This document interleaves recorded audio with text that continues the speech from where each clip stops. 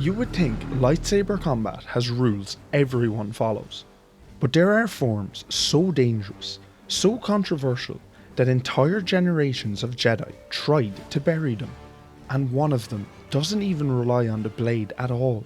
It attacks your mind. Tràkata, turning the blade off. Let's start with something that sounds almost simple, but completely disrupts the rules of a duel. Tràkata is the technique of turning your lightsaber blade off and on mid-fight. Traditional lightsaber combat assumes continuous blade contact. Timing, distance and defensive structure all rely on that glowing blade being present, and when someone suddenly deactivates it, the geometry of the duel collapses for a split second. And in lightsaber combat, a split second is everything. A Sith known as the Stranger used Tràkata during a confrontation with a group of Jedi on Kofar in 132 BBY. He didn't fight with traditional expectations. He interrupted blade locks, he broke rhythm, he weaponized unpredictability, and he used it again during his rematch with Jedi Master Saul on Brendok. What's fascinating there is that Saul himself employed Tràkata in the duel, not just to destabilize the blade exchange, but to conjure a wave of force energy and ultimately destroy the Stranger's lightsaber. That moment won him the fight. So even a technique viewed as dishonorable could become decisive in the right hands, and this event was not isolated.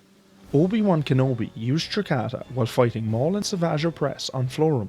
Cal Kestis briefly employed it during his duel with the Second Sister on Bogano. Möch used it against Ahsoka Tano, though she recovered quickly and defeated him.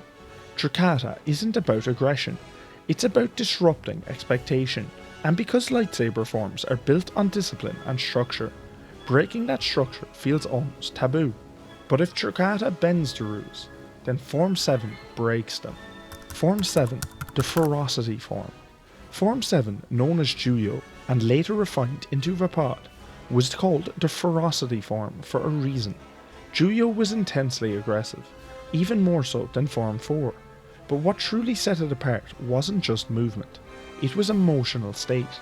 To sustain Juyo properly, a practitioner had to actively draw upon anger and negative emotion to fuel the assault. And that is where the problem begins. The Jedi Code explicitly warns against passion and chaos. Juyo required both.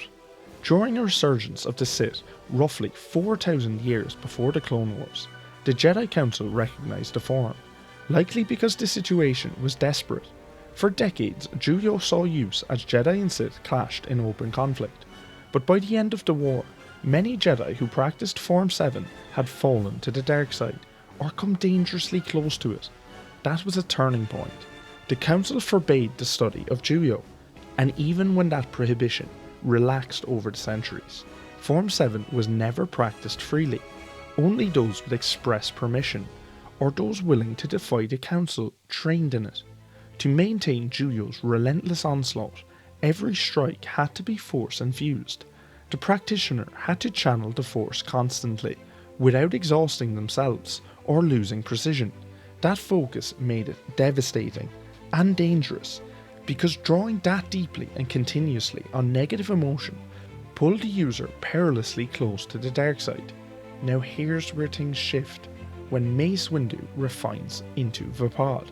If you're enjoying the Star Wars deep dive, it's practically all we do here, so you might want to stick around.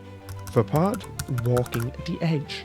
Vaapad was the only Form 7 variant formally recognised by the Jedi Council, and it was created by Jedi Master Mace Windu alongside Sora Bulk in the final decades of the Order. Windu developed Vaapad to confront his own inner darkness. Instead of suppressing it, he built a structure to channel it toward worthy ends. In doing so, he refined centuries of evolution within Form 7, and in the eyes of some, finally aligned it with Jedi principles. But let's be clear, this was still dangerous. Vaapad practitioners drew upon anger and passion, but did not succumb to them. That distinction is critical. Compared to other forms that required emotional suppression, Vaapad demanded emotional control at the edge of chaos. Only a handful of Jedi trained in it before Order 66. Windu himself was cautious about allowing others to learn it. even outside of his own Padawan Balaba. And despite mastering Vaapad, Balaba often relied primarily on Form 3 in close combat, which tells you something about how volatile Form 7 remained. Anakin Skywalker was forbidden by Sindralic to study Vaapad. Qui-Gon Jinn forbade Obi-Wan Kenobi from studying it. Many other Jedi were turned down when they requested to study Vaapad. In battle, Vaapad looked like controlled fury.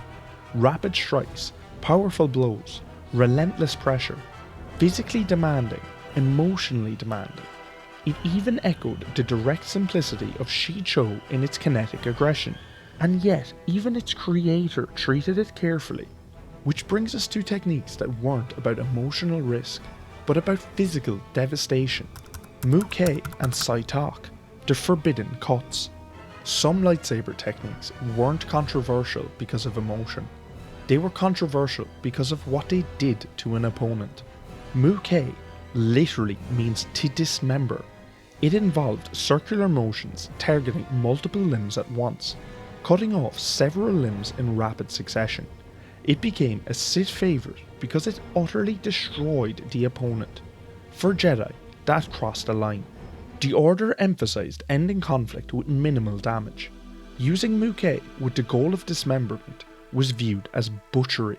Its use was forbidden, except in absolute life or death situations. The most known use of Möch was Obi-Wan versus Vader on Mustafar when he cut him and left him to die. And then there's Sith.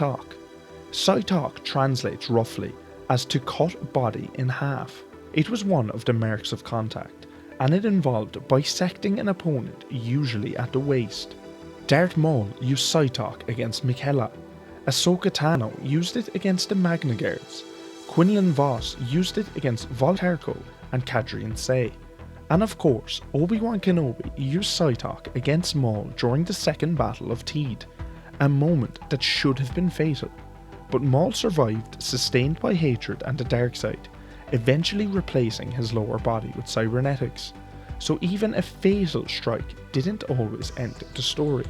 Which leads us to a form that doesn't cut at all, but can be just as destructive. Dune Möch, winning before the blade lands. Dune Möch was psychological warfare in the middle of a duel. Instead of targeting the body, it targeted doubt. Sith used taunts, jeers, and calculated manipulation to erode an opponent's concentration. And because Jedi rely on focus to use the Force effectively, breaking that concentration could be lethal. Darth Tyrannus used Dune Möch on Geonosis, taunting Obi-Wan, Anakin, and Yoda. He later taunted Anakin again on the Invisible Hand, but those taunts backfired, pushing Anakin into a vicious assault that defeated him. Darth Sidious elevated Dune Möch into a long-term strategy. The Clone Wars themselves can be viewed as an extreme application of psychological distraction, positioning the Jedi for destruction through Order 66. During his duel with Yoda in the Senate, Sidious taunted verbally, while hurling repulsor pods to overwhelm him physically and mentally. But here's the part many people miss. Dune Möch was not exclusively Sith. Obi-Wan taunted Asajj Ventress. Luminara and Dooley criticised Ventress's technique during their duel. Darth Maul weaponized personal trauma against Obi-Wan by referencing Qui-Gon Jinn's death, and even Darth Vader's taunts on the second Death Star attempted to destabilize Luke, though in that case, it fueled Luke's rage instead. And that's the risk. If misapplied, Dune Möch can backfire. Instead of eroding will, it can ignite it, which means even surgical dominance carries danger.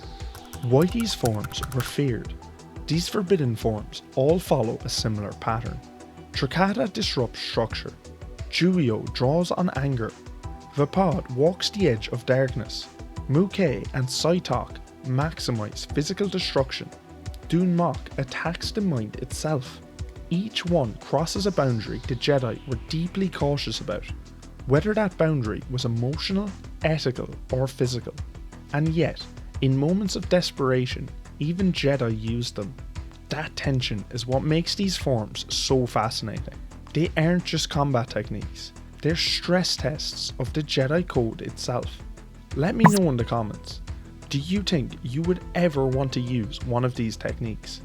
If you enjoyed this video, consider hitting subscribe and let's uncover the galaxy's greatest secrets together. Thanks for watching.